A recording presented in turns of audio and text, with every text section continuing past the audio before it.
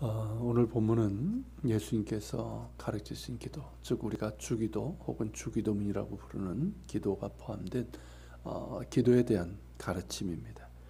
먼저 주기도문의 위치를 보면 산상수훈의 중심에 있습니다. 전체적인 구조에서도 중심에 있고 그 중요성에 있어서도 중심에 있습니다.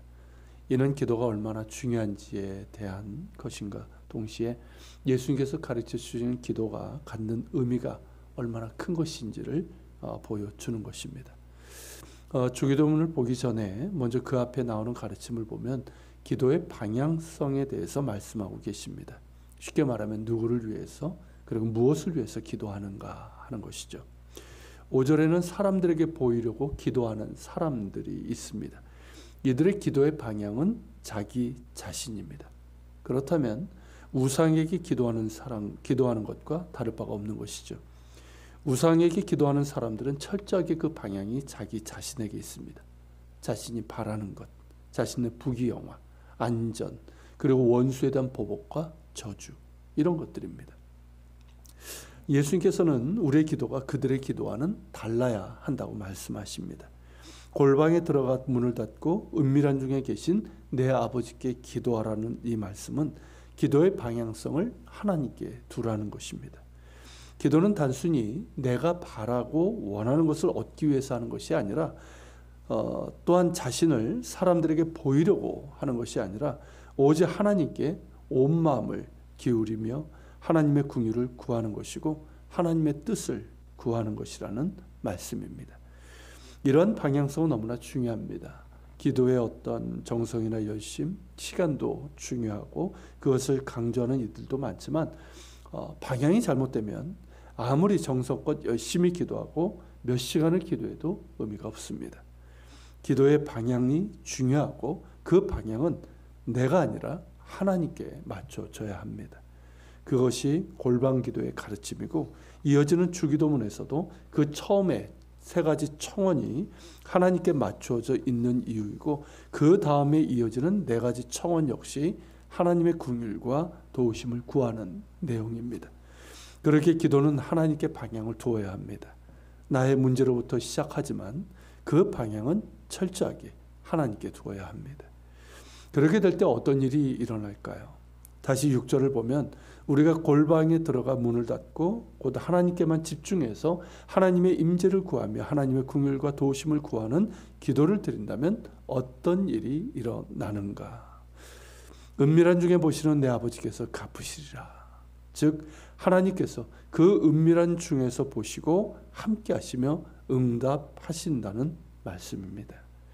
그 마음의 중심에 하나님께 향한 기도가 있고 또한 하나님의 긍휼과 자비를 구하며 애통히 하는 기도이고 하나님의 뜻이 내 삶 가운데 이루어지고 내가 또 위에서 기도하는 사람들이 있지 않습니까? 그들의 삶 가운데 이루어지길 구하는 그 기도의 중심을 하나님께서 보시고 응답해 주신다는 말씀이며 또한 약속입니다. 이것이 바로 기도의 신비라고 할 수가 있습니다. 기도의 신비라고 할 때는 기도할 때 어떤 환상을 보거나 신비적인 체험을 한다는 뜻이 아닙니다. 물론 그런 경우가 없는 것은 아니지만 이 경우는 그런 것을 말하는 것이 아닙니다. 기도의 신비란 우리가 그러한 기도를 드릴 때 하늘과 땅이 만나는, 하늘과 땅이 겹치는 특별한 시간이 되며 장소가 된다는 것입니다. 골방에 들어가 문을 닫는 것과 같은 기도, 즉 오직 하나님께만 집중하고 하나님의 긍휼을 구하는 그 기도에 하나님께서 임재하시고 또 보시고 들으신다는 것이니 어찌 하늘과 땅이 겹치는 특별한 시간이며 장소라고 하지 않을 수 있겠습니까? 하늘은 멀리 있는 것이 아닙니다. 우리가 하나님만 바라며 기도할 때 하늘이 땅에 임합니다. 그렇다면 그 기도는 나를 변화시키는 능력이 될 것입니다. 오로지 나 자신에게 맞춰져 있는 기복적이고 이기적인 기도, 사람들에게 보이려는 외식적인 기도에는 아무런 변화가 일어나지 않지만 하나님께만 초점을 맞추고 진심으로 하나님을 구하며 하나님의 긍휼을 구하는 기도는 하늘과 땅이 겹치는 시간이기에 내 안에 변화가 일어납니다. 실제로 기도하는 분이라면 이런 경험을 많이 하셨을 것입니다.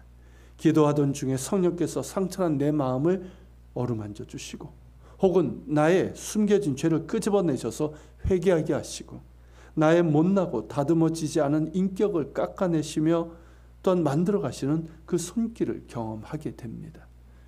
또한 내 마음을 뜨겁게 하시고 정말 성령께서 인도하셨다고 밖에는 할 수 없는 그런 기도를 이끌어 주심도 경험하실 겁니다. 그렇게 기도를 통해서 하늘과 땅이 만날 때 내 안에 변화가 일어납니다. 그리고 그 변화의 핵심은 용서일 것입니다. 즉 내가 하나님께 지은 죄를 회개할 뿐만 아니라 나에게 죄 지은 자를 용서하는 그런 용서가 하늘과 땅이 만나는 나의 기도를 통해서 내 안에서 이루어지고 내 삶에서도 이루어질 것입니다. 그러기에 예수님께서는 주기도문에도 용서에 대한 기도를 말씀하셨고 그 다음에도 용서를 말씀하신 것입니다. 우리가 진정으로 기도하는 사람이라면 그 증거는 회개이며 또한 용서입니다. 하나님께 지은 빚을 회개함으로 탕감받을 때 우리 안에 참 자유와 충만한 기쁨이 주어지는 것처럼 다른 사람이 나에게 지은 죄도 용서할 때 우리 안에는 미움과 증오가 사라지고 예수님 닮은 사랑과 평안이 주어지게 됩니다. 우리가 살아가면서 다른 사람들에게 상처를 받고 무시와 괴롭힘을 당해 본 적이 있습니다. 때로는 그 상처가 너무 깊어서 아직까지도 아프고 고통스러울 때도 있습니다. 하지만 우리가 하나님을 무시하고 괴롭혀 온 것과 비교하면 아무것도 아닐 것입니다.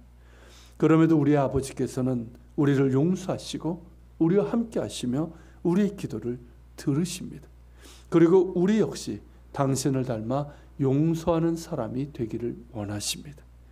내 힘으로는 할 수 없고 내 의지로는 할 수 없지만 우리의 마음을 하나님께 향하고 우리의 상한 마음을 하나님 앞에 쏟아놓을 때 용서의 은혜가 임하고 용서할 수 있는 힘도 허락해 주십니다. 우리가 용서받았다 하면 우리도 용서하는 사람이 된다는 뜻입니다. 예수님께서 가르쳐 주신 기도는 정말 단순합니다. 그러나 이 기도만큼 심오한 기도도 없습니다. 이 기도는 하나님을 아버지라 부름으로 시작됩니다. 우리가 감히 하나님을 아버지라 부르게 하신 그 은혜부터 우리에게 다가오는 것이죠. 하늘은 멀리 있지 않습니다. 우리가 예수 그리스도 안에서 만나는 하늘이고 기도 가운데 만나게 되는 하늘 아버지십니다. 그렇게 우리를 사랑하시는 친근한 아버지시지만 그분은 거룩하시며 우리는 그 이름에 합당한 경배와 사랑을 드려야 합니다. 아버지의 이름이 나의 입술과 삶을 통해서 거룩히 여김을 받으셔야 합니다. 우리가 하나님께 우리의 마음을 맞춰서 기도한다면 우리는 예수께서 가르쳐 주신 대로 먼저 주의 나라와 의를 구하게 됩니다. 하늘 아버지의 나라, 곧 하나님의 나라가 임하시며 아버지의 뜻이 하늘에서와 같이 땅에서도 이루어지기를 기도하게 됩니다. 그렇게 기도할 때 그 기도가 그 의미가 얼마나 넓으며 그 범위가 얼마나 넓은지를 알게 됩니다. 실제로 한번 그렇게 기도해 보십시오. 이 주기도문의 내용을 가지고 한번 기도해 보십시오. 그러면 그 기도만으로도 얼마나 많은 기도를 할 수 있는지 모릅니다. 이어서 우리는 우리의 필요를 위한 기도를 하게 되죠. 우리에게 일용할 양식을 주옵소서. 이 기도에는 물질이 아닌 하나님께 대한 신뢰가 있습니다. 그리고 감사가 있고 자족함이 있고 나눔이 담겨져 있습니다. 그리고 이어지는 기도는 예수님께서 강조하신 용서입니다. 비유로서 말씀하신 것처럼 1만 달란트의 빚을 탕감받은 자답게 나에게 죄 지은 자를 용서하는 자가 되게 해달라는 기도이고 실제로도 그렇게 하겠다는 삶의 고백입니다. 그리고 우리는 우리를 개인적인 유혹이든 삶 가운데 일어난 시련이든 그 시험과 시련의 기간에서 우리를 구원해 주시기를 기도하게 됩니다. 너무나 절실한 기도이고 기도한 대로 하나님께서 우리를 붙드시고 구원해 주십니다. 또한 악에서 구하시옵소서. 원문으로 보면 악한 자에게서 구원해 달라는 기도입니다. 이는 예수님의 승리와 연결되어 있습니다. 예수님의 공생의 많은 부분은 어둠의 권세와 맞선 싸움이었고, 예수님께서는 하나님의 통치권을 어둠의 권세로부터 회수하시는 중이라고 선언하셨습니다. 그러기에 우리에게도 이 기도가 중요하고, 이 기도를 통해서 우리 역시 이 싸움에 뛰어들게 됩니다. 어둠의 권세의 실체를 보게 되고 기도로 대적하며 싸우되, 우리의 힘으로 하는 것이 아니라 이미 싸우셨고 승리하신 예수님을 의지하며 기도하면서 대적하는 것입니다. 그럴 때 영적인 분별력도 주시고 능히 이길 수 있게 하십니다. 그래서 기도는 신비입니다. 그래서 기도의 방향성이 중요합니다. 그리고 이런 까닭에 기도가 산상수훈의 정중앙에 자리 잡고 있는 것이죠. 그렇다면 기도가 우리의 삶에서도 그 중심에 위치해야 하지 않을까요? 또한 우리가 하나님의 나라와 의를 구하는 삶을 살아감에 있어서도 기도가 그 중심에 위치해야 할 것입니다. 같이 기도합시다. 주님, 우리에게 기도를 가르쳐 주심에 감사합니다. 그저 우상에게 기도하는 그것만 알았던 저희들이고, 아니 그조차도 몰랐던 저희들인데 기도가 무엇인지를 가르쳐 주심에 감사합니다. 예수님께서 우리에게 주신 가르친 기도, 그저 의미 없이 반복하는 그런 것들이 되지 않게 하시고, 그 의미 하나하나를 기억하면서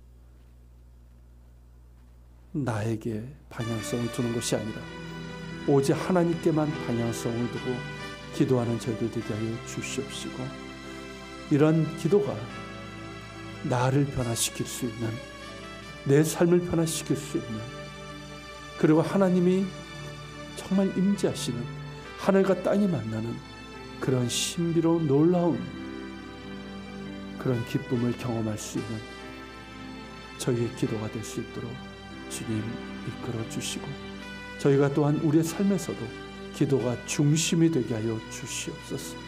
우리 같이 기도하며 주님 앞에 나아갑시다.